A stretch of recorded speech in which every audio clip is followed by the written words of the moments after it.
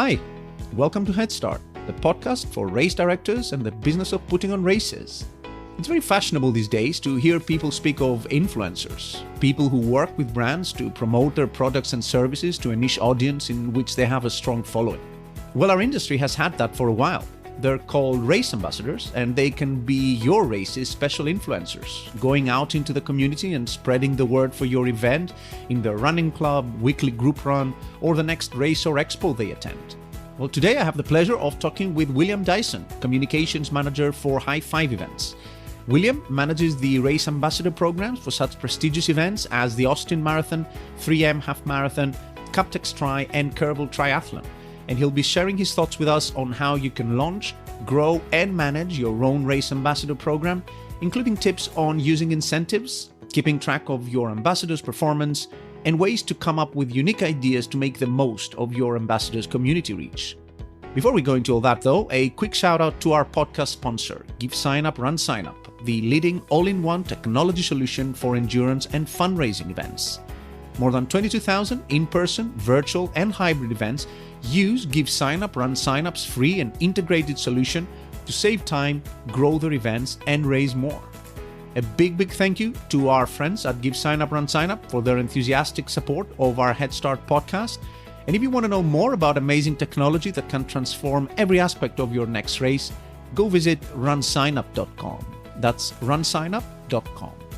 If you enjoy the podcast, make sure to subscribe on your favorite player. And if you have a minute, consider leaving us a review. We read every one of them, and we really appreciate your feedback.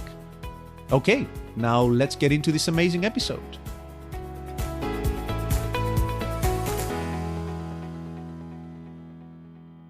William, welcome to the podcast. Thanks for having me. I'm glad to be here, ready to kick this off. Well, thanks a lot for coming on. First things first, you're based in Texas, is that right? Correct. Austin, Texas, the live music capital of the world. Super. That is where High Five Events, the whole company and crew are based as well, I guess, right?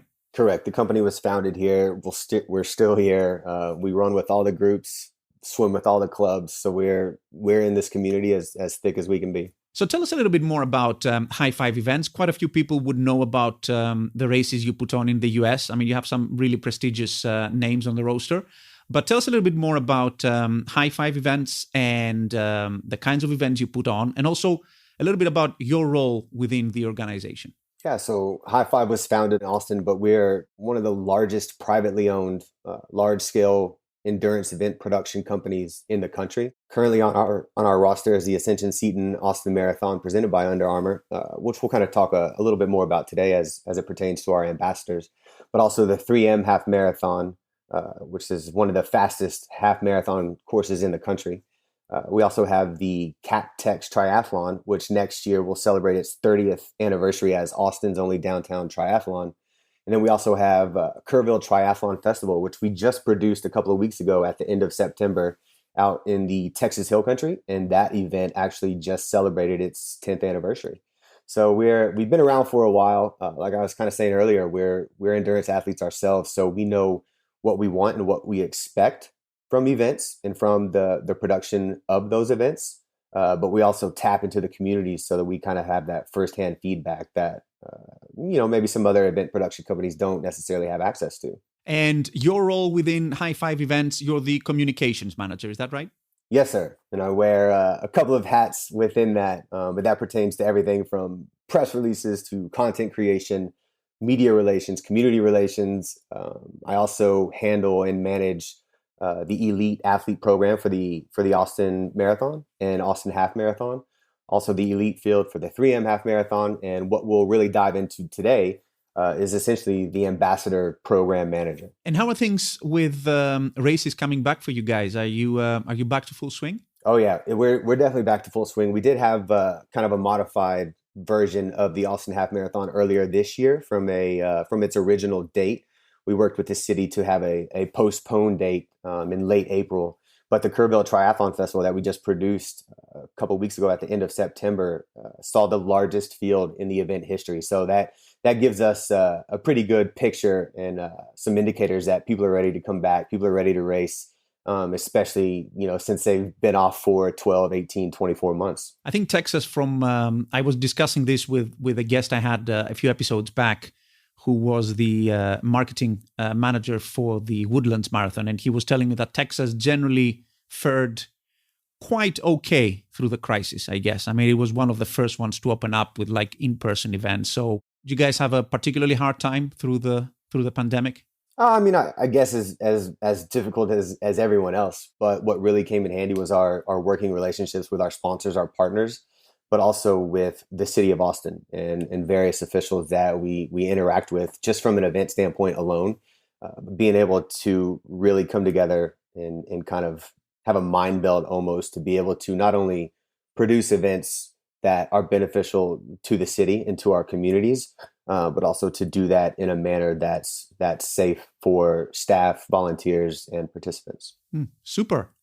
That's nice to hear. Today, as you mentioned, we're going to be talking about race ambassador programs. Really interesting topic, something that's we've had a lot of interest in our group about having a podcast on this. For people who don't know, what are we talking about? What is a race ambassador program, and how does it work? It's essentially you're recruiting and bringing enthusiasts and fanatics of your event closer into your world in a sense that they are now essentially representatives of the event, and they love it so much they run it every year, or maybe they're real big into the local running community, whether they lead a group or two, or they help produce smaller events, or they're volunteering all the time. But it's these individuals who just have this outgoing personality about them. They love running, whether they're new runners or veteran runners. That's something we'll talk about a little bit later, but it's an extension of the event in the company and the business.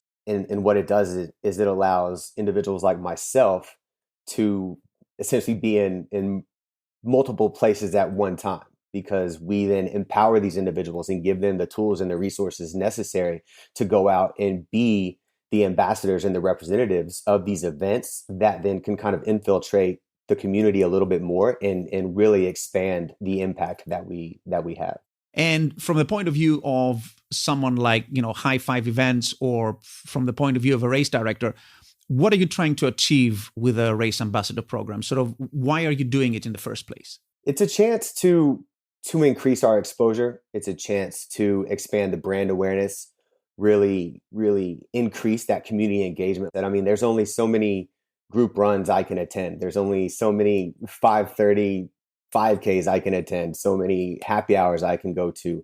But when you really start to interact with and engage with these individuals who are highly engaged with your event and they're big fans of your event already, to bring them further into the mold, it's a chance to basically expand the amount of individuals who are out there stumping for your event, helping push registration, talk about price increases, share blogs, whether it's tips, whether it's user-generated content, whether it's stories of training for your first half marathon. It's just a chance to really kind of increase your reach and expand that engagement beyond what you can currently do or are able to do in-house. And the ultimate bottom line, I guess, is to help you get more people registered for the event, right? That's what the ambassador's job sort of is about. Yes, I would say that that's the 1A to the 1B, which is enhanced community relations, expanded brand awareness, increased exposure, reach. As communities start to gain momentum when it comes to endurance in sports, or building healthier lifestyles, or eating better, or increasing the amount of exercise that they do, people start to congregate and come together, and you start to see these little clubs and these groups form. And it's just people that want to get together and have coffee and tacos after their morning run, or grab a beer after a hard evening workout. And so to be able to tap into these opportunities is a little bit more difficult when it's one individual essentially, or maybe two individuals in a company. But when you can expand the amount of eyeballs and faces that are out in the community representing your event, that's what leads to the increased exposure, brand awareness, community engagement. And that's when things really start to tick up, which can then lead back to increased registration, or website clicks, or blog readers, or social media followers. All of these things are cyclical and they all feed into one another. But that's why I kind of go back with the 1A, 1B mentioned earlier. Yes, we do want to sell registrations, but at the end of the day too, We want people going to our site, following us on social, coming to some of these community events, in order to get them in our world and in our community, and have them stay because they're enjoying it so much. Yeah, and obviously these are people who, feel quite passionate about the event, right? They really like the brand, they really like taking part. Beyond that, what are sort of the incentives that are driving race ambassadors to go out and, represent the brand and do well for the brand? Sort of what's in it for the race ambassador? Yeah, so they get gear and codes, right? So we kind of swag them out, make sure that they have shirts, shorts, hats, coffee mugs, pint glasses, bandanas. I mean, anything you can think of that would incentivize someone from a gear standpoint, because it's kind of that exclusivity factor, right? You only get so many ambassadors per year, and each year we do a different design, different gear. So it's really kind of exclusive to that year. So it does have that exclusivity aspect to it. And of course, like you mentioned earlier, they get to represent an event that they love. And that goes back to the exclusivity, because not everyone that applies to be an ambassador for our events is accepted, just from sheer budgetary standpoints, and also just managing a vast amount of people. I think we'll talk about that a little bit later too. But we also give them codes. They get codes that they can use in order to incentivize people to register for the event. But then we also give them comp codes for the event itself. And that's one of the perks that, as they're accepted into the ambassador program, they essentially get a free comp code to register for the event. So specifically for the Austin Marathon, they could run 26.2 miles or 13.1 miles, or they could run the 5K, whatever they want to do, just as long as they're being the ambassador that they said they would be when they applied for the program. And it's also an opportunity for those individuals to network and gain exposure for themselves, whether they're coaches, whether they're with a certain group, whether they just started a club of their own. It's really a chance to kind of further cement themselves inside the running community here in Austin, but also in Central Texas and then across the state. Just to clarify at this point, we're not talking about necessarily elite runners or only fast runners or, like people of that kind of sort. Oh, correct. The individuals that are our ambassadors, they're all across the running spectrum. First timers, veterans, people returning from injury, people who have never raced a marathon before, someone who's training for their first half marathon, Austinites, people from Houston or Dallas. I think we have one, or I didn't check the roster, but I know we have at least one individual from Mexico City. So yeah, that's one of our goals too, is to not really zero in on the fast people or someone with a large following or someone with a popular blog, because that's not representative of the endurance community in and of itself. And that's what we try to do. We try to make sure that our ambassador program and the individuals within it represent the running community at large. So you mentioned following there, and I would have thought that someone with a large following would be kind of like a no-brainer to have in your roster, because, like the more people they can reach, the better for the event, the better for the bottom line. But you're suggesting there that the story behind the individual and the passion and the enthusiasm they have for the event is equally, if not more important, to just the numbers of how many people follow them on Instagram or someplace. Correct. I mean, that, following does factor into it. Audience does factor into it. But, there's many levels of influencers out there, right? And you start looking at your nano and your macro and micro influencers, they have audiences of their own. They may not be 100,000 followers or 1 million followers, but if it's 100 or if it's 1,000, but those are highly engaged followers, and that audience is commenting all the time or providing feedback or liking or spreading the awareness of that individual. There's no one size fits all, and each level of influencer has its own benefit. And that's why we try to not necessarily just look at individuals with large followings. We really look at the entire spectrum, and that's why we review every application thoroughly, just to make sure that who does this individual work with, who do they run with, who else do they run with as far as groups or clubs? Do they also swim and bike and do triathlon? Like, what is their reach? What is their exposure? Whether they have 100 followers or 1 million followers, your exposure and your reach can still kind of have that same impact from a percentage standpoint. Because that individual with 1 million followers isn't necessarily going to reach all 1 million followers. And even if they have 1,000 comments, chances aren't as likely that they'll be able to respond to and or engage with all of those individuals. Whereas a nano influencer who might have 100 or 500 followers, the chance that they can the chance that they can engage with their audience is much higher, which then also reflects themselves or reflects highly upon themselves, but then also the brand as they're an ambassador for a specific event. And you mentioned there that, when you set up a program like that, particularly for the event you guys put on, like, the 3M Half and the Austin Marathon, pretty prestigious events, you must get a decent amount of people applying, I guess, right? I mean, lots of people Correct. would love the gear, would love the just being part of the brand, wearing the gear, being an ambassador. Can you give us some numbers roughly, like in your case, how many people would apply, let's say, to to next year's Austin Marathon race ambassador program? And of those, how many would be accepted in the end? Yeah, so actually we opened this up for 2022 a couple of months ago. So we already have our ambassadors in place. I want to say we had 80 to 90 applications and we accepted 33. And a lot of those numbers, as far as the acceptance rate is concerned, stems from a budgetary standpoint, but then also a management, basically a leadership and a management standpoint.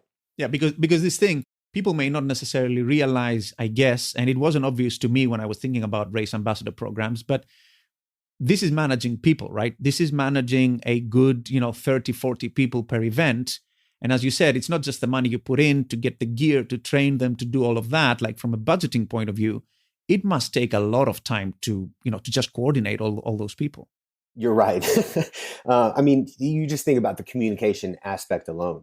Emails, just emails. Don't even look at social media or potential phone calls or text messages or just conversations at group runs or smaller events or other community events, right? That's something that's often overlooked as far as putting together an ambassador program, is the management aspect of it when it comes to communications. I also have created basically a private Facebook group for all of our ambassadors, just as another means of mass communication. And not everyone's going to be on Facebook. I get that. I understand that.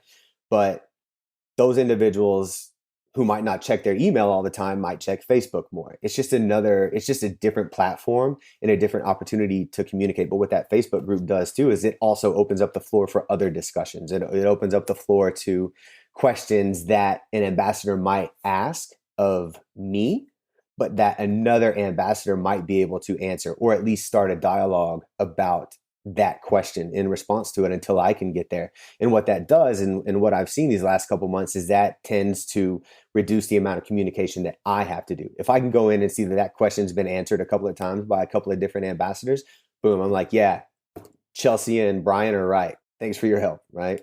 And then be able to move on and move forward with the next task at hand. But yeah, communication is it's massive, because you can have these individuals in your world and you can have them representing your brand and your event. But if you don't communicate with them, they're going to be left in the dark. And that can only lead to bad things, because then they're not going to know what to do. They're not going to know what to say. They're not going to know when to say it.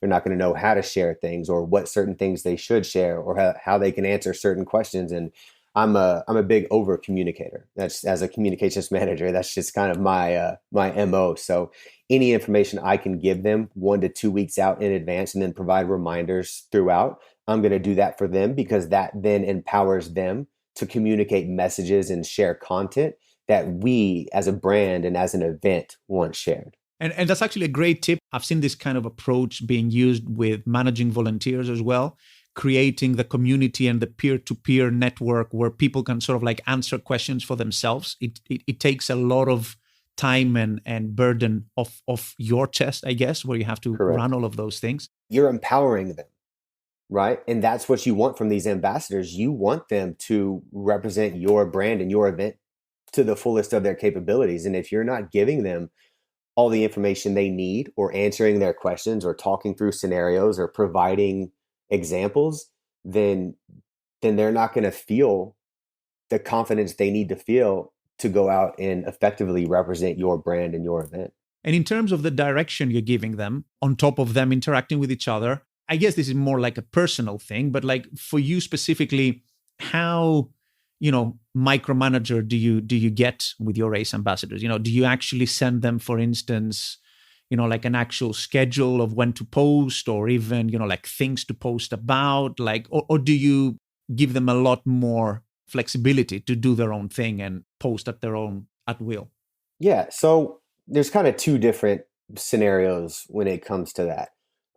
I do not provide them with a schedule. I don't say when to post. I don't say how to post. They do have some guidelines as far as if you're an Austin Marathon ambassador, but you also represent other events or brands. When you're an Austin Marathon ambassador, you're only an Austin Marathon ambassador.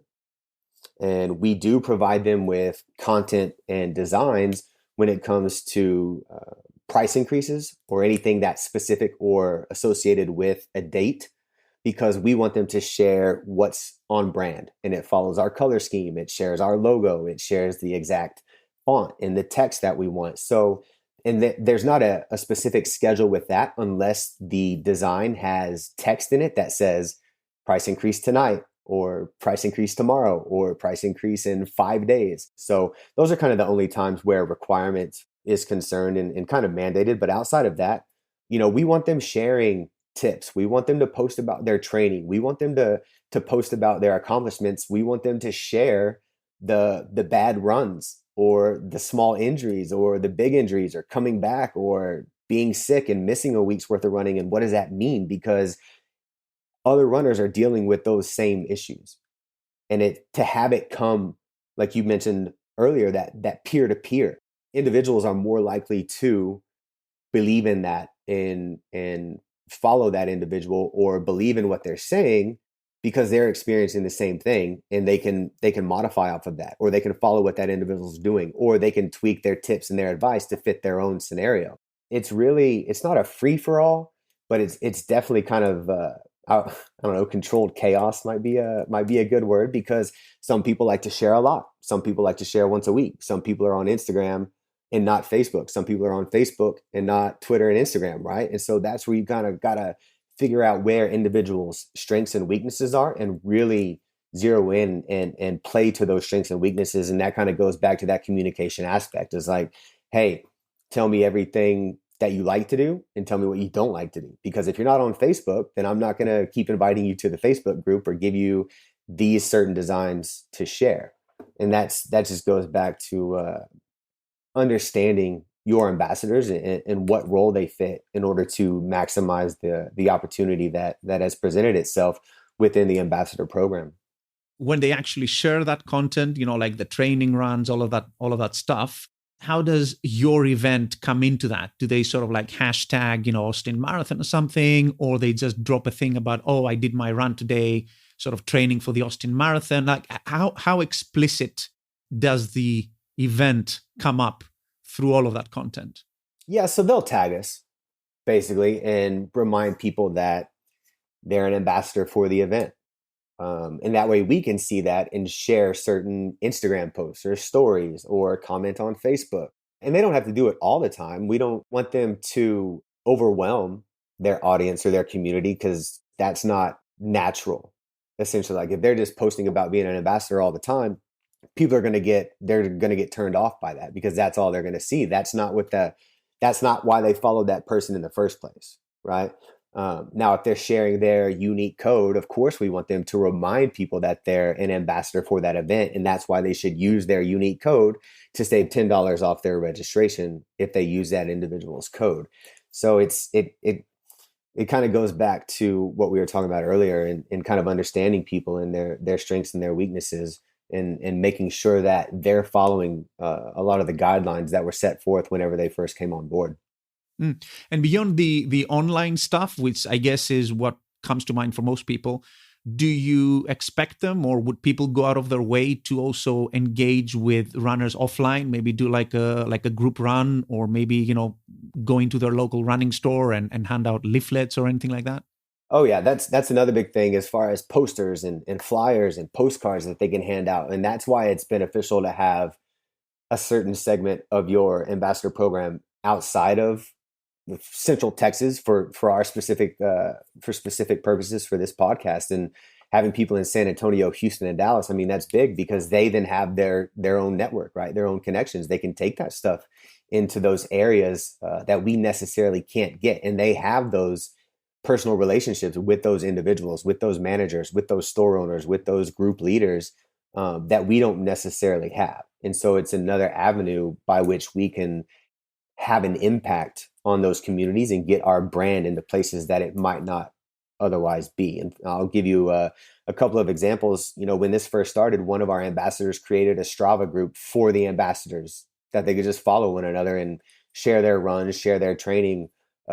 Earlier this month, we sent some postcards to one of our ambassadors who's also kind of a co-race director for a smaller event in the town that she lives in. And what she wanted some postcards that she could then put in the packets for her participants as they were stuffing them. So when you're thinking about this and opportunities that arise, don't think that there's a one size fits all or that there's only, you know, certain things that can or can't be done, because your ambassadors are going to come up with every idea under the sun. The only thing that is the holdback is that, can we do this from a timeline standpoint and from a budget standpoint? And if the answer is yes, then you have to do it. I mean, you just got to knock it out, because the return on investment can be through the roof if you take into consideration all the opportunities that are out there, all the different networks that are touched by your ambassadors. So you're basically sitting there and you're quite fortunate in that you're saying your race ambassadors, if you pick the right kind of person, they will be so excited. They'll be bringing initiatives to you that, you know, then you have to weigh up and, you know, depending on budget and time and stuff, approve or turn down. Correct. Yeah. I mean, I'll include content creation, blogs, videos. I mean, people share stuff all the time, and if they're sharing stories about their most recent run or their weekend long run or how they tweak their calf and they're going to see this specialist. I mean, all of these things that kind of reflect the community at large are ways that can humanize your brand in your event in a way that you might be able to do to a certain extent. But as your ambassadors grow and feel more empowered and more free to share their stories and their training and their lives, the more you can increase their exposure from your event, but then also that in turn increases their exposure as a singular individual within your ambassador program. And you mentioned, which actually was also a little bit surprising to me, that it also makes sense to have a portion of your race ambassadors be outside the direct region where you're putting on the races. So you guys are in Central Texas, and you said that, you know, you have ambassadors sort of like all over Texas. How do you weigh that up? Like, how many ambassadors would you get outside of your core region, and why? And what kind of return would you expect to get from those guys? So it's a little different, because one of the requirements for ambassadors is to work or be a representative at how do I word this? An expo where their event is present and has a booth. And so they're basically there for a 4-hour shift, or they could do all 8 hours, or they could do every other day. You know, however the expo is set out, that's another chance for them to earn those comped entries that we talked about earlier. But again, that's an extension of their opportunity to represent the brand, and for people, our followers or even their followers, to put faces with names or faces with profiles and really get to talk about the ups and downs, the highs and lows, the training for a half or training for a full, or, you know, it's an opportunity for an in-person experience. And so specifically for the Austin Marathon, I think I tried to have about 70 to 75% from the Central Texas area, just for that fact alone, because 3 of our events, Austin Marathon, 3M Half, and CapTex Tri, are here in Austin. And so all of our events will have booths at the other events, expos. So it's really important to have individuals be able to step up and say, hey, yeah, I'll work this shift, or I'll work that shift, or I can bring my friend and she'll come with me, or my coach will come with me to talk about some training or something like that. But that then goes back to having the other 25 to 30% be outside of the Central Texas area, because they can then go to their own community events, right? Like I was kind of saying earlier, that the lady who wanted to put the postcards in the packets for the event that she co-produced, that's big. That's an opportunity that we wouldn't have had if it weren't for her. And if it weren't for her bringing that idea to us and saying, hey, William, I've got this idea. I've got this event. It's on this date. We have this kind of timeline. I need this by this date, and I need 300 of them. And I'm like, all right, I think we can do that. Let me talk with some people and get back to you. You never know what's going to come from any one of your ambassadors. It's just a matter of looking at the particular situation or scenario and making sure that it makes sense and aligns with your goals as well as the goals of the ambassador program. And you, as the person who's responsible for managing all those guys, do you encourage ambassadors or even yourself meeting up in person as well? Do you actually sit down with the team and have a drink or something? Yeah, so we've done happy hours in the past. We haven't done anything since we accepted the 2022 Austin Marathon and 3M half marathon ambassadors. We haven't done anything in person yet. We do have monthly meetings that have been held over Zoom, but in the past we have done some group runs, we have done some meetups, we have done some happy hours. It's just a chance to kind of maybe not talk about running, maybe talk about work, maybe talk about other ideas, maybe talk about trying triathlon for the first time. Or maybe it is to talk about someone who's maybe a little intimidated to train for their first marathon, or maybe they have a friend and they don't know how to share advice with them or make them feel encouraged without talking down because they are a runner and their friend is not, and they don't want to come off as negative because they want to encourage that person to try that distance or to try that event. So it doesn't have to be about running, and it doesn't have to be a personal experience or conversation. It can be about someone else, trying to get them to then come into our community, which then grows the endurance community at large. Okay, so you want to keep your race ambassadors motivated and working hard for your event to get more and more people signed up for it. And you want to reward your highest performing race ambassadors with premium swag and all kinds of VIP perks, but you can't spend the time to track every sign-up your ambassadors refer and keep score of what each of them has earned in rewards. No problem. Give Sign Up Run Sign-Up's market-leading referral rewards program can do all that for you automatically. All you have to do is set up your referral thresholds, say 5 referrals to get a special limited edition race tracker hat or something, and that's it. Give Sign Up Run Sign Up will keep track of all referrals and automatically reward your best ambassadors as and when they reach their referral goals. And in fact, why stop there? You can use that same Give Sign Up Run Sign Up referral reward system to turn any one of your participants into a race ambassador. Each participant gets their unique referral code, like your race ambassadors do, and they can start getting back money on their registration fee when they refer friends and family to the race. And if you're wondering, will this move the needle on my registration count? Well, here's a statistic for you. In 2020, referrals accounted for 17% of all race registrations on Give Sign Up Run Sign Up. That's right, nearly 1 in 5 registrations came from referrals just like this. So head over to runsignup.com/marketing. That's runsignup.com/marketing to learn more about Give Sign Up Run Sign Up's awesome referral rewards program and start using the power of word of mouth and referrals today to turn all your biggest supporters into an army of race ambassadors. Speaking of which, let's go back to our chat with High Five Events' William Dyson. And let's hear a bit more about the process of recruiting your race ambassadors. So let's go back just for a minute now to the topic of selecting these guys and, the application process, which I think is sort of key to all this. It's a little bit of an art, I guess, but I think it sounds to me like it is one of the most important aspects of the Race Ambassador program, because from what you've been saying, it seems to me that if you pick the right people, it's, the program sort of runs itself with the right people. So what makes for a really good race ambassador pick? What are you looking for when you have those 100 or 200 applications through? First of all, what kind of questions do you ask in the application form? Like, what information are you expecting to get from people to make that decision? And how do you make that decision? How do you pick from all those different profiles of runners that, cut across different areas and backgrounds and all of that? Yeah, so we'll ask for name, address, city, experience as a runner, what clubs or groups they're connected with, whether they've done or been an ambassador before, whether it's one of our events or another event or a brand, because then that tells me that they have the experience and they kind of know what to expect coming into this opportunity. Granted, it might not be exactly the same, but they at least kind of have a heads up as to what's going on, and could potentially be an asset to new ambassadors who might be doing this for the first time. I'm looking for first time runners, veteran runners, people who have only done halves, people training for their first full.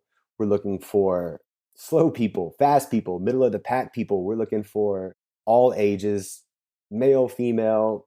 It doesn't matter. We want our ambassador program to be reflective of the running community at large. And we kind of talked about that earlier, but it's imperative, because if your ambassador program doesn't reflect your community or your participant base or individuals who are registering for your event, that could potentially be a turnoff. It could, it's the idea that, oh, I see someone like myself, I'm going to be more inclined to do that, or pay attention to that, or follow that individual, or see what they're talking about, or engage with them. That's a big thing, is engagement. And people feel more comfortable engaging with individuals who they can identify with. And so when you have that thought process going into the application process itself, because it's essentially an interview. It's a one-way interview. Sometimes I'll reach out and ask follow-up questions, or say, hey, this link is broken, can you reshare it? Or, I need a little bit of clarification on your bio because, this didn't fully make sense, or I didn't understand. But yeah, it's a chance to interview someone and be able to understand their background, their story, and why they're enthusiastic about representing your event. And so being able to see all of that is thrilling, but at the same time, it's not, because you have to reject some people. And that's the hardest part of this. If it was up to me, I'd accept all of them. If I had all the money and all the time in the world, I'd have 150 Austin Marathon ambassadors. But it's not possible. And that's the hard part about it, is to see these great stories and to hear these first timers, or these people coming back from injury, or someone who's, having their mom train with them for the first time, or they've overcome addiction through running, right? They've lost 150 pounds through running. It's every runner's story is amazing. Saying no to people is the hardest part. I guess it is about the stories, right? Because then as they train, it also gives you and the rest of your team content and ideas and sort of things to leverage as you have to put out content for the event, right? It's a two-way street. So, like the ambassadors put out content, but having the right people with a story to share, it also works very well for you guys that then have to create stories and put out content through your social media and the website. Correct. Yeah. And I'll give you an excellent example is Kerrville Triathlon Festival that we just produced a couple of weeks ago. Our ambassadors for that event they're fantastic, because they've seen it all, they've done it all. And one of them had the idea of writing a blog on transition tips. And the reason that really struck me is because Kerrville Triathlon Festival has a split transition, and they're about 1.5 miles apart, meaning there's one transition near swim start, and then there's one transition near the finish line.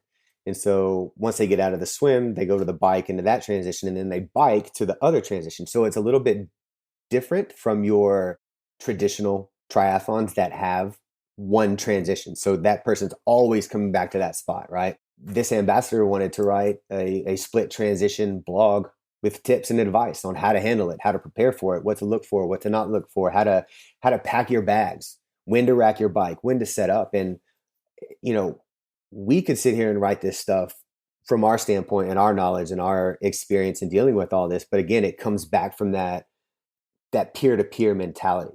This individual is a triathlete. This individual is a mother. This individual has done a half triathlon, and I'm training for my first one.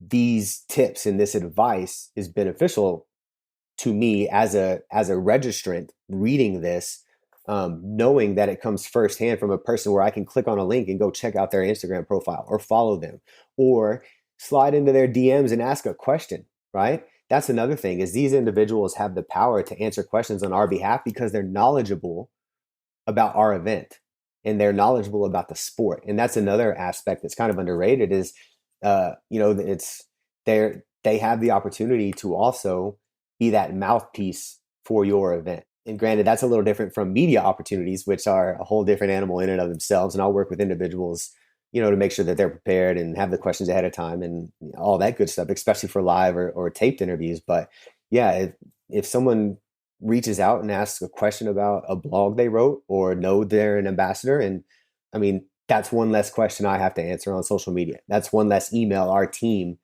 has to answer on the back end of our system. So there's kind of that two-way street we kind of keep coming back to every topic that we talk about as far as ambassador programs are concerned, is that they're there to help. And if you give them the tools and the resources needed to be helpful, it's only going to better your brand, your event, and your company. Yeah, and you can definitely sort of strike gold with people like that who go out of their way and are being really helpful, and they write posts and stuff like that, which I can see being invaluable for you guys. I guess you might also attract, when you put out an ambassador program and you're saying, we're going to give you free gear and a couple of free tickets and stuff, you must also get some people who apply mostly for that, I guess, right? Just for the free ticket and the gear. How does that make you feel?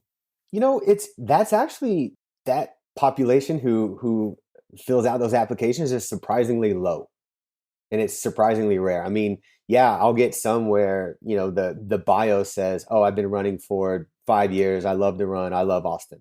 That's great.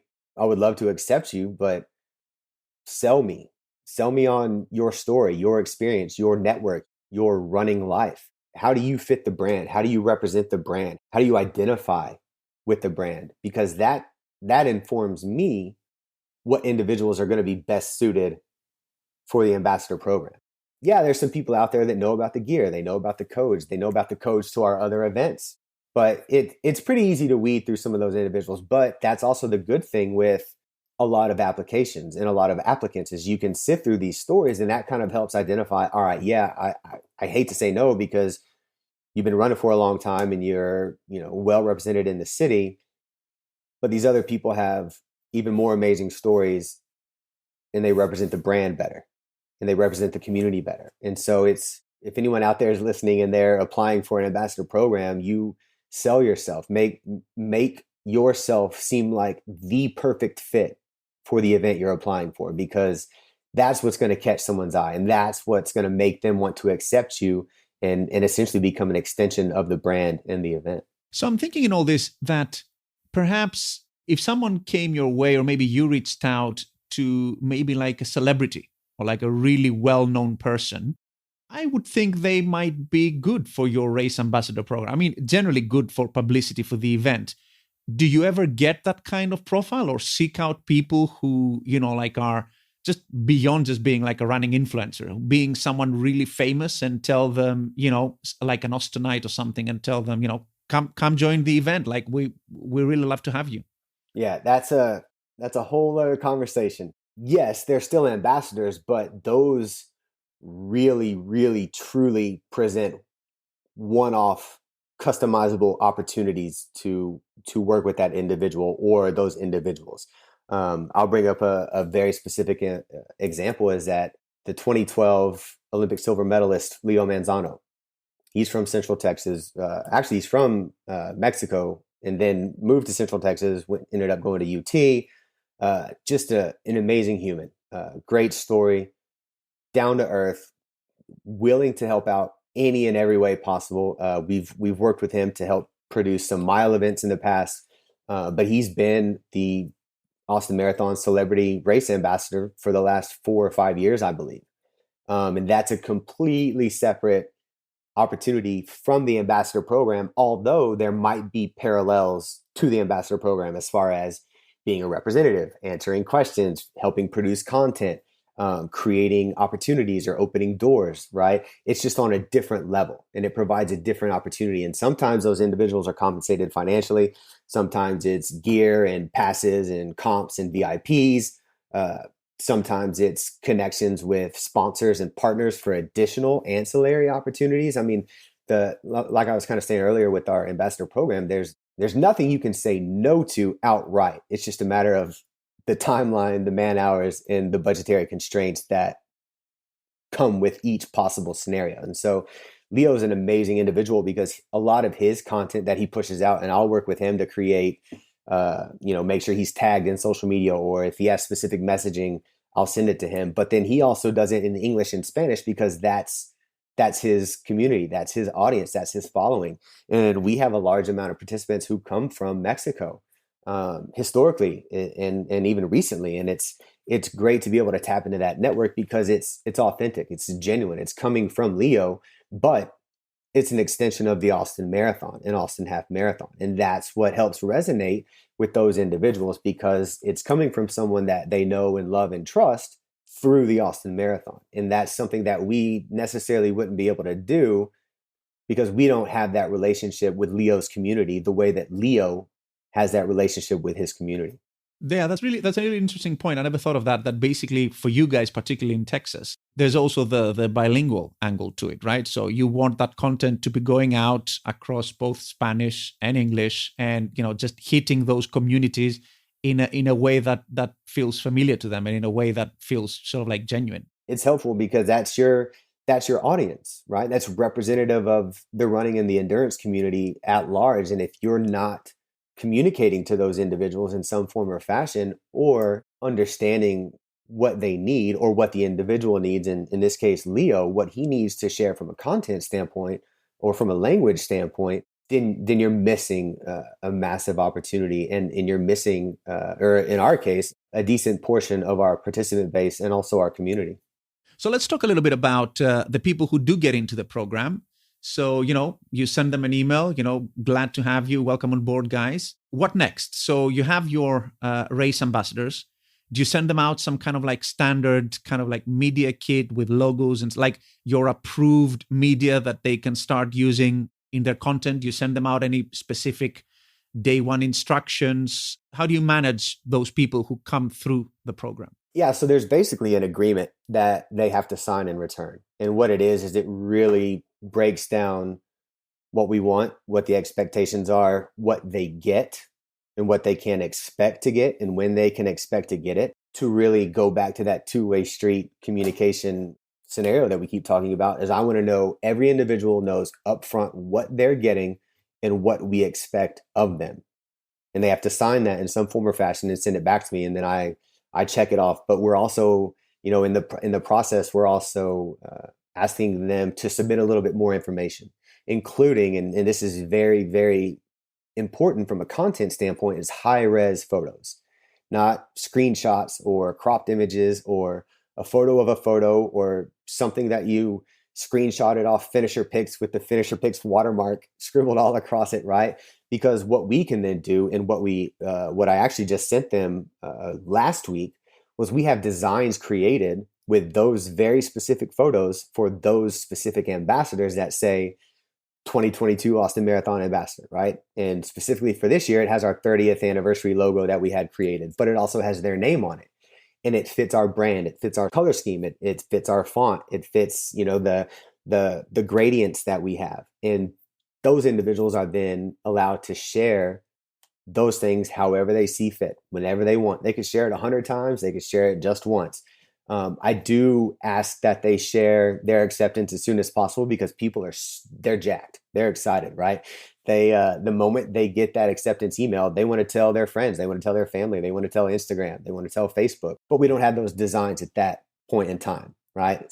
We don't have those unique comp codes at that point in time. So what that does is that creates a buzz, right? It tells their audience, oh, hey, this big thing just happened. And then these ambassadors know to say, expect more to come.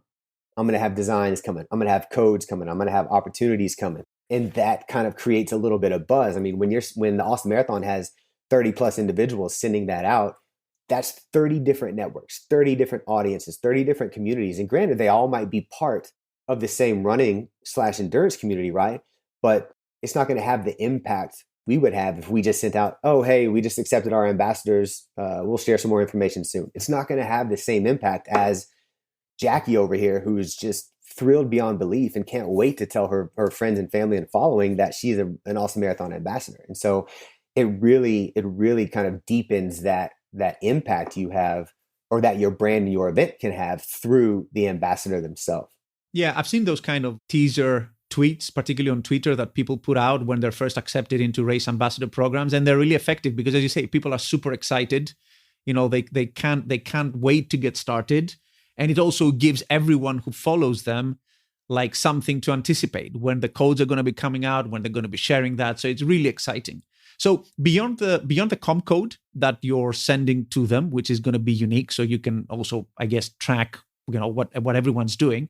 You said specifics in the little contract that they sign. So specifically for the Austin Marathon, what specifically is the arrangement of what race ambassadors get, and how do they get it, and when do they get it? Yeah. So they have 3 different codes. And this is something where communication is critical because each code is very specific. It is meant and has a different intended use. So they have a unique code that is unique. All of their codes are unique to them, but their unique code is $10 off registration for the event that they're an ambassador of. That's what they can share on social, friends, family, run group, clubs, if they're out at community events, if they're working booths at an expo. I've had ambassadors write their code down on postcards and have people sign up right there, and they get, boom, $10 off, right? So it goes back to that in-person experience. They also have the comp codes we talked about earlier for the event. They get one for themselves, and then they get a second 100% comp code that they can then give to a friend or a family member. And what some have actually been doing this year, this is one of the ideas that came up in email and also in that Facebook group, is the idea of a giveaway, right? Follow me, follow Austin Marathon, tell me why you're excited, 30th anniversary, right? Hype it up and build that following, create that energy and that excitement. So we've actually seen some of an increase in followers from stuff like that too. So if they want to do with that comp code whatever they want, as long as they're not selling it to make money or anything like that, we're good with it. But then we also give them a 50% off code that is good for our other events. So an Austin Marathon ambassador has all the stuff related to the Austin Marathon, but then they also have a third code that's good for 3M Half Marathon, CapTex Triathlon, Kerrville Triathlon Festival. We've seen that, we've heard that from our previous ambassadors that, hey, a lot of them cross over, a lot of them cross train, a lot of them are also triathletes. Sometimes they ask, hey, can I give this to my sister who's a bigger triathlete than I am? I'm not a big fan of limiting individuals. If someone genuinely comes up to me or sends an email and says, hey, my sister is a bigger triathlete than I am, can she have my 50% off code? That's fine with me. But we'll also have a welcome package that'll go out. So currently, now that the photos are submitted, the designs are created, they're sent back to the ambassadors. Now we're going to work on getting them outfitted with some gear. And so that takes a little bit longer because we have to get all that information from them as far as shirt size, potential jacket size, pants, shoes, socks, all that jazz.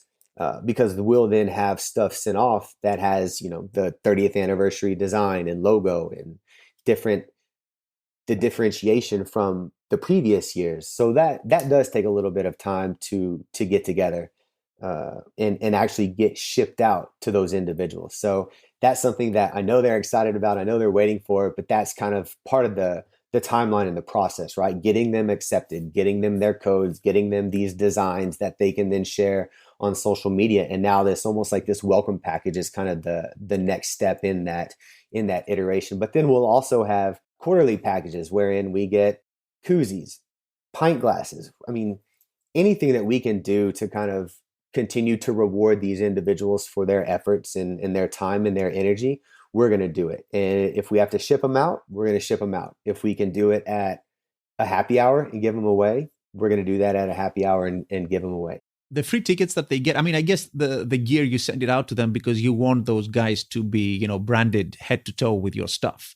But the free tickets that they get and the other 50% to the other events that you have, are those based on performance, or would they get it outright regardless of, let's say, how many people they sign up? Both. They are based on performance.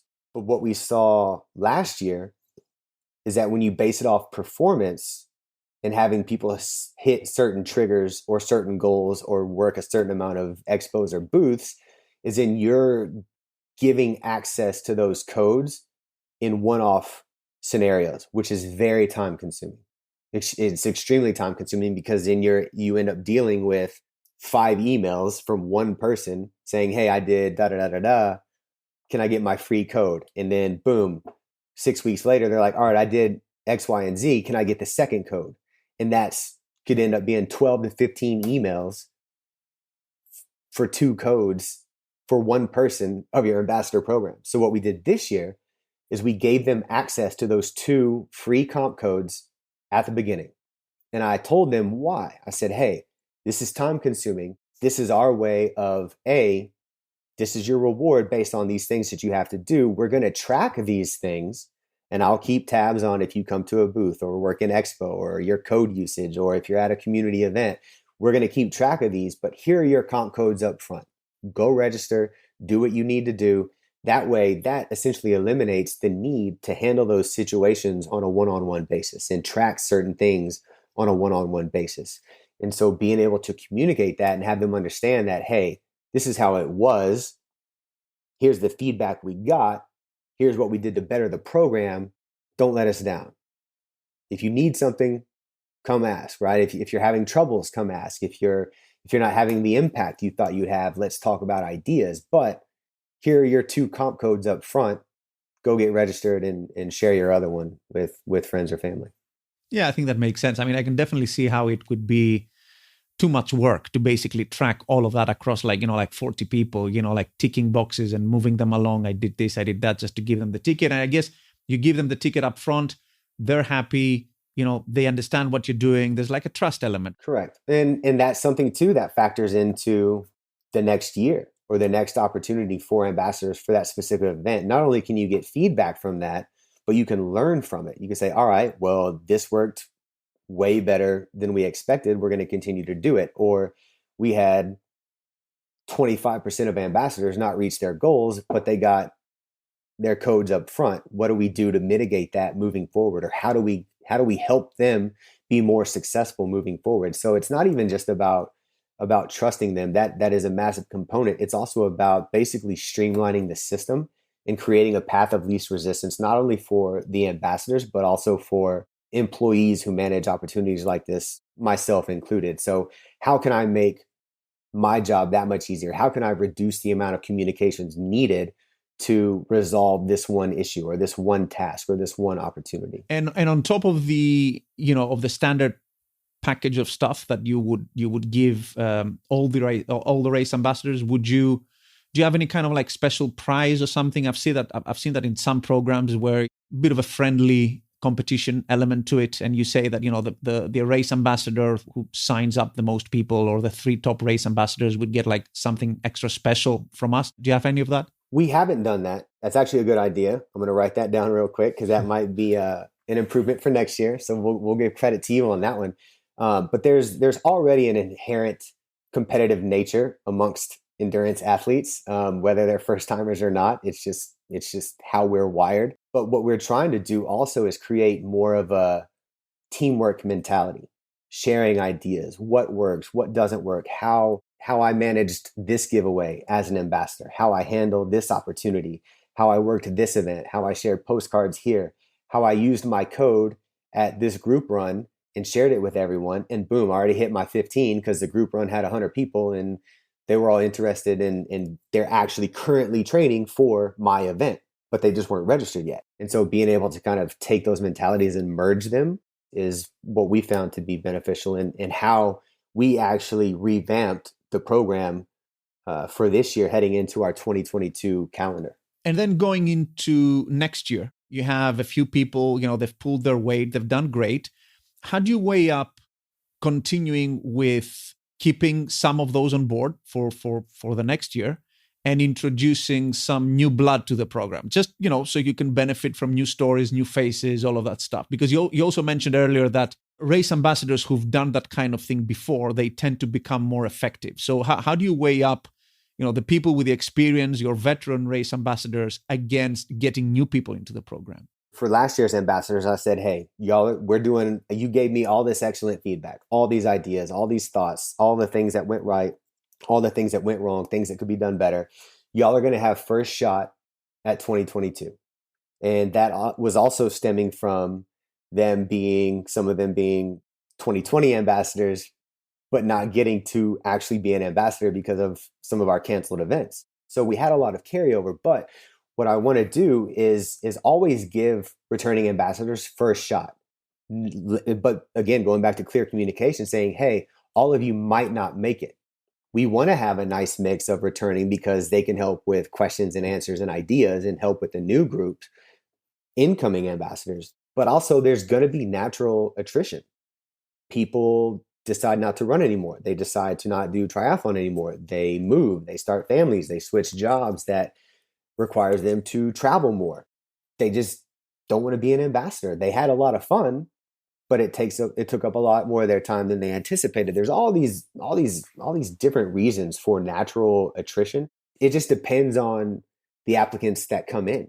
If you have all ambassadors returning from the previous year, but you add on 75 new people who want to join the ambassador program, there's going to be some hard choices that have to be made unless the program grew and had such a large ROI that the budget increase, therein increasing the amount of ambassadors for the following year. So there's a lot of pieces in play there, but having a foundation and a group of returning ambassadors is critical because they're going to have a knowledge base that I might not think to share this idea or this thought or this tactic or this approach, and they might be able to chime in. So again, it goes back to them being an extension of me and an extension of the brand and the event. And I guess for an event like the Austin Marathon, where you have various distances, would you have a different subgroup of race ambassadors for the different events? So you'll try to mix a few 5Kers and some half marathoners and some marathoners. How would that work? No, we don't ask them what event or what distance they plan to run. Again, that kind of goes back to the bio they submit or the story about themselves that they submit, right? A lot of people will be upfront in that Austin's going to be their first full.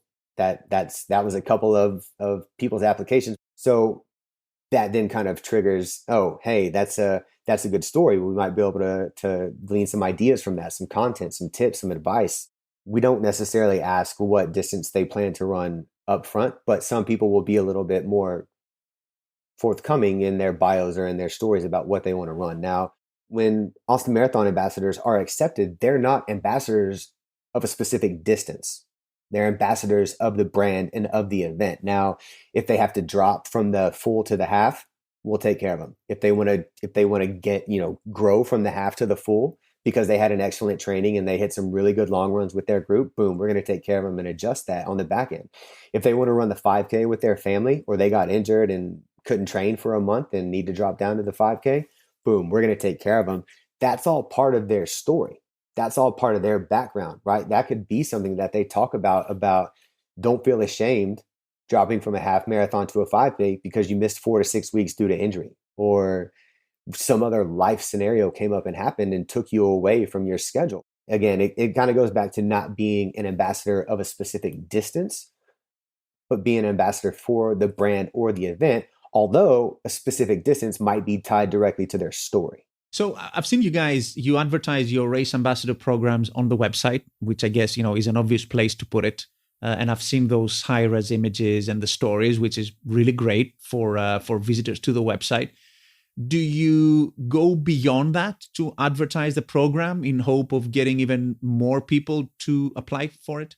Yeah, so outside of the website, it's definitely shared via social media. That's kind of the main way to reach the audience. Word of mouth is still huge. And I'm a huge believer that will never go away. The social age, digital age can do whatever it wants to do. Word of mouth at the end of the day is still going to be more than likely your biggest friend and your greatest friend when it comes to opportunities like this, because people trust one another. If I tell you, hey, I had a great time being an ambassador last year, I think you'd be great, but I can't do it this year because my family's growing and we just had a son, you're going to trust me that I had a great time last year doing that more than you're going to trust a Facebook post telling you you're going to have a good time from the Austin Marathon, right? Granted, you may trust that, but me telling you that peer-to-peer, that 1v1, right? That me coming straight to you,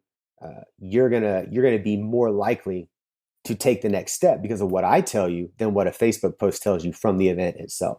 And I'll guess you'll also email the people on your newsletter, people who follow you. Correct. Some of them would probably, just subscribe to the newsletter just to be notified of when the program is up and running, right? Yeah, email is another big thing, especially with our participant base. And sometimes we'll even put out press releases to let people know, try to share it with some of the local running sites or forums and stuff like that. And that then, that kind of goes back to your previous ambassadors who will then say, hey, here's this great opportunity.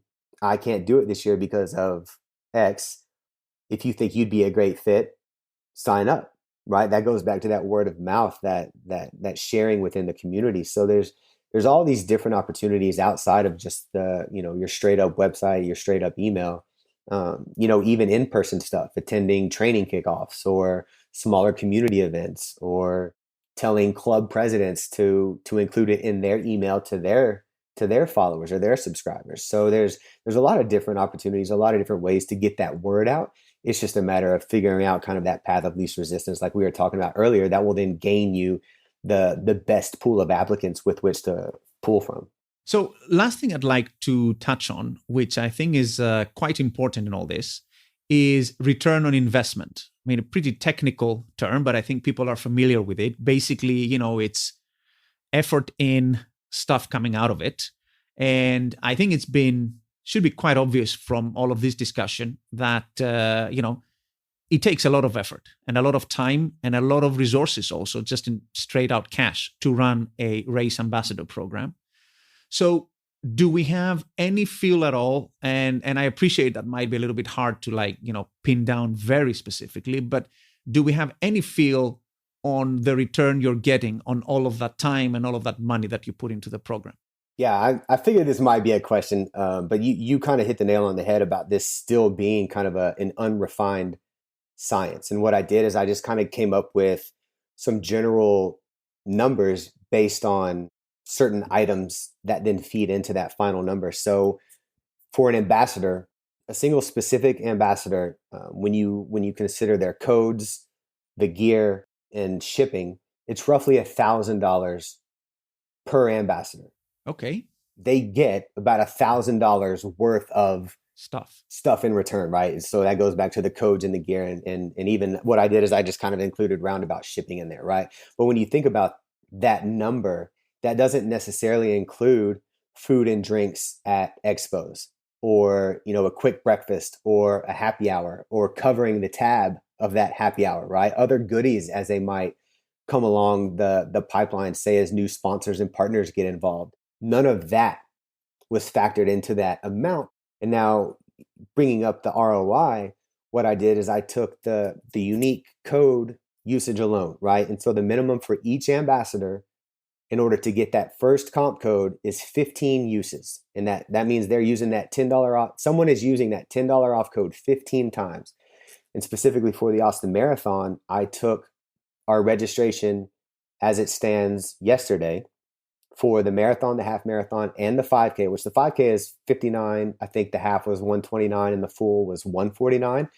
I averaged that out and then multiplied that by 15 uses, because we're kind of about in the middle of our pricing tier structure right now. So I didn't go high, I didn't go super low. We're about right in the middle.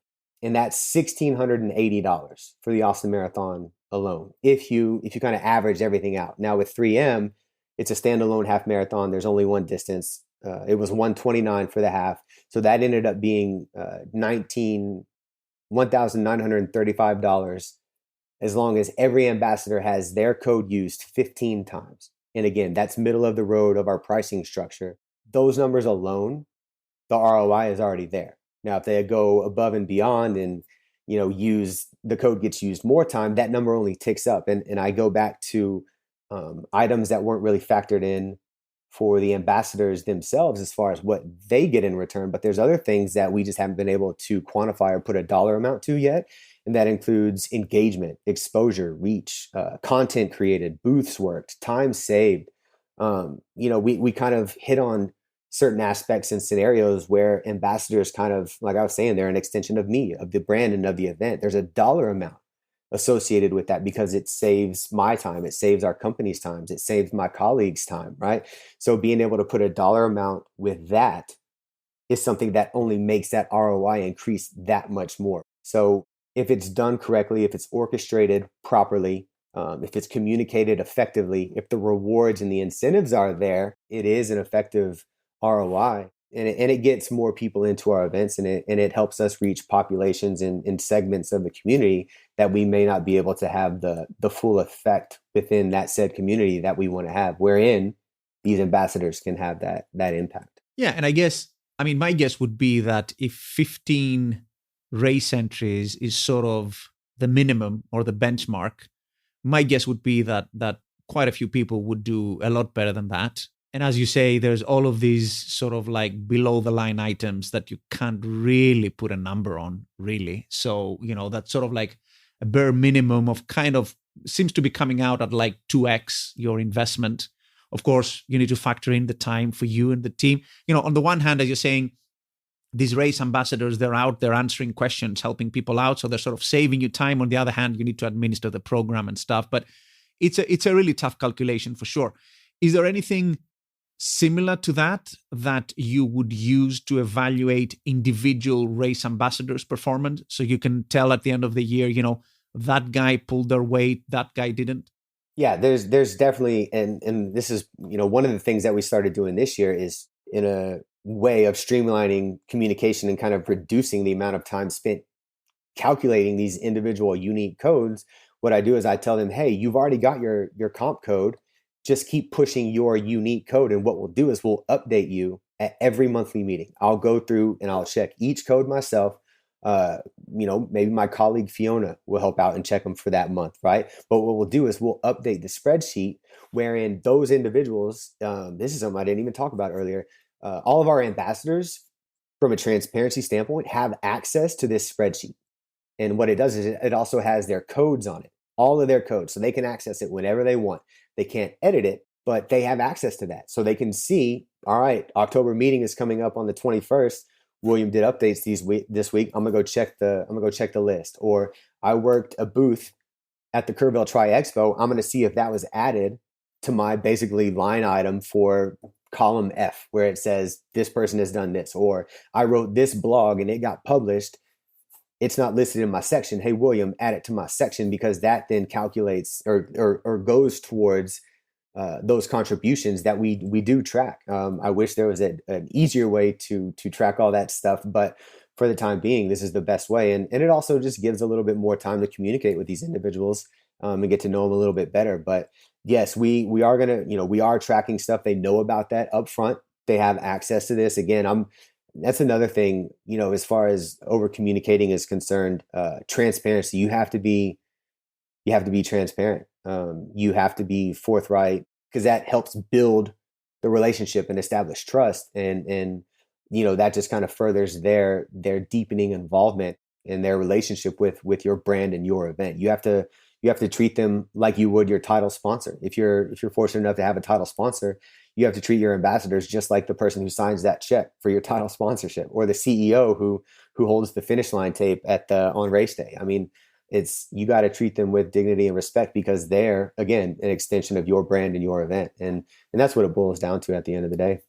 Yeah, absolutely. I think, treating people with respect, particularly people that you work so closely with, is absolutely key. Volunteers as well, like thanking people.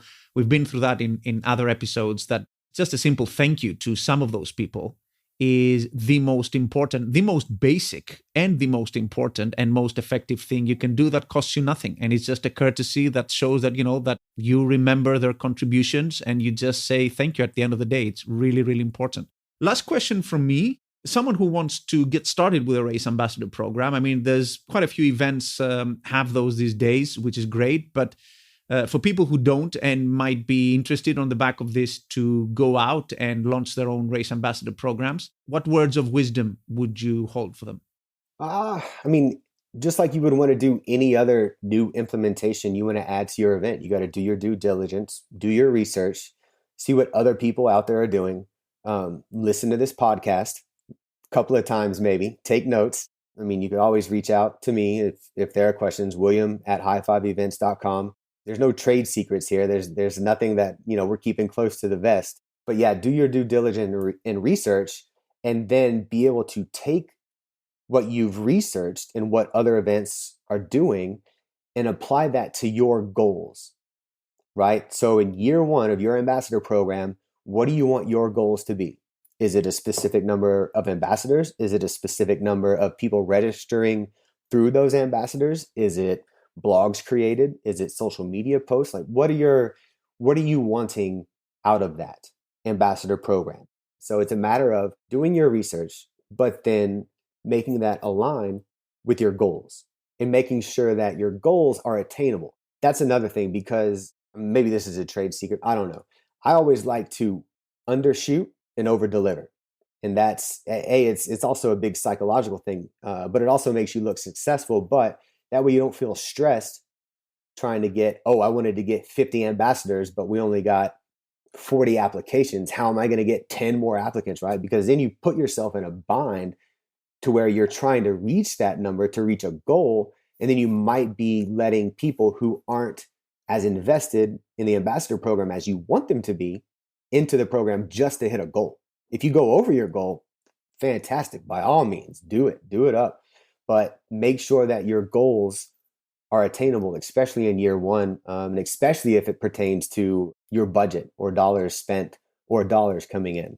Yeah, definitely. I mean, those kinds of arbitrary targets in anything, whether it's sales or, hitting a number of race ambassadors or whatever, they're just silly numbers, right? I mean, it doesn't matter. You can plug a number out of thin air. You shouldn't solve for that. And as you say, you should never discount your race ambassadors program by just, getting anyone in simply because you want to have 40 or 50 of them. If anything's clear from the last hour or so of our discussion, is that you really need to get the right people in, because they're going to be spending time with you. They're going to be an ambassador for your team. So, selecting those people rightly is super, super, super important. So, William, thank you very much for your time today. That has been very helpful, I'm sure, for many people. Thanks for having me. It was great to talk about this. And if anyone wants to follow along here in probably the next 4 or 6 weeks, we're going to open applications for 2022 CapTex Triathlon and 2022 Kerrville Triathlon Festival. So that's just another thing. If you want to see how it's done or follow along, or maybe you want to be an ambassador, definitely feel free to apply, because those will be going out soon. Make sure you're following us on social media or get on our email newsletter, because that's the best way to get the information, kind of like we were talking about earlier. Awesome. I want to wish you all the best with the remainder of race season for you guys at High Five Events. I'm sure it's going to be getting better and better for everyone. So thank you very much for your time. Thanks to everyone listening, and I will see everyone on the next podcast.